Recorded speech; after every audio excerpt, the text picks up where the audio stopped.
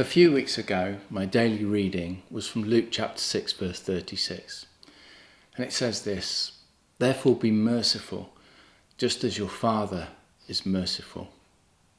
Now that might seem like a really simple verse, and you know it really is.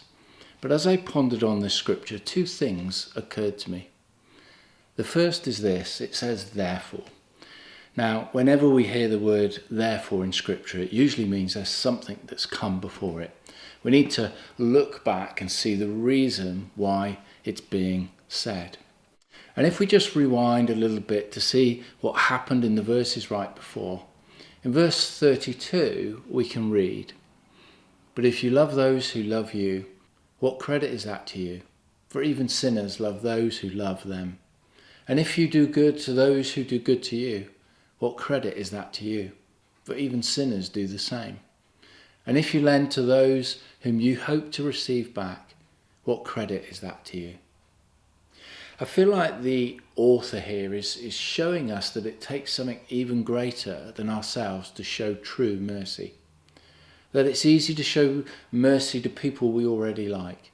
But the challenge here is, how do we show mercy to those who, well, perhaps we don't like very much?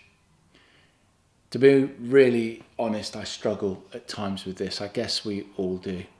Usually my gut reaction when something happens to those sort of people is to say, well, they deserve everything they get. But these scriptures really challenge us.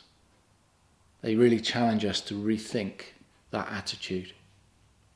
The second thing is this: what does it actually mean to be merciful? Well, mercy is not giving someone the punishment they deserve. And I don't know about you, but that doesn't always sound right to me. I remember when my kids were young, there was one thing that they used to really hate more than anything, and that was when they'd get blamed for something they hadn't done. And they'd say to me, "Well, Dad, it's so unfair. It wasn't me."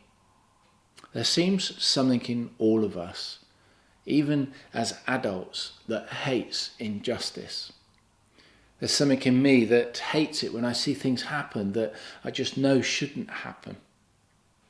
But you know, the God that we serve is a merciful God.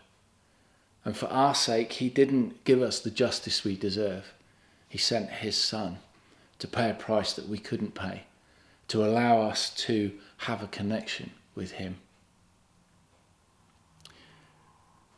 A story that has helped me as I've kind of pondered these things.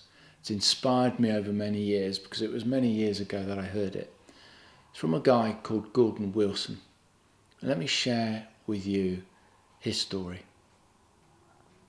It was the 8th of November 1987 when a bomb exploded at the Enniskillen Remembrance Day parade.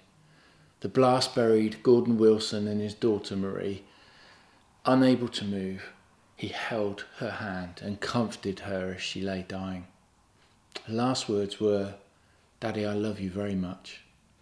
5 minutes later, rescuers pulled Wilson and his daughter out from the collapsed building. Marie never regained consciousness and died later in hospital.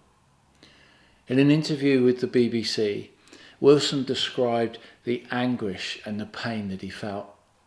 He talked about his last conversation with his daughter.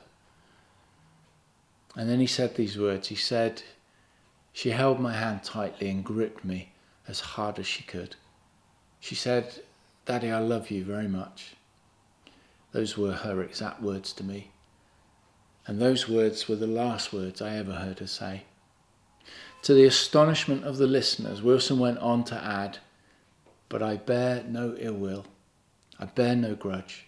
Dirty sort of talk is not going to bring her back to life. She's in heaven and we shall meet again. I will pray for these men tonight and every night. May God forgive them." So here's the challenge, and it's a big challenge to you and to me. It's really hard to do. But I wonder if you could take a few moments just to think and ponder and pray for someone in your life that today you could show God's mercy to. You see, showing mercy doesn't let them off the hook.